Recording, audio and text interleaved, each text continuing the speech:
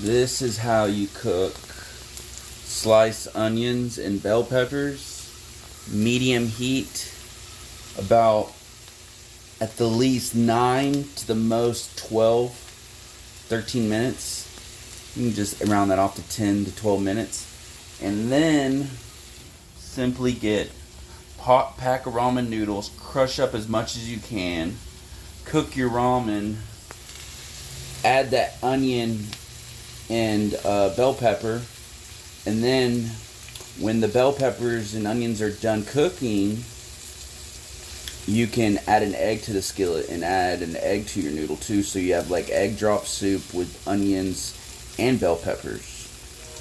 Very good. It's a way to make ramen noodles 100 times better than they normally are.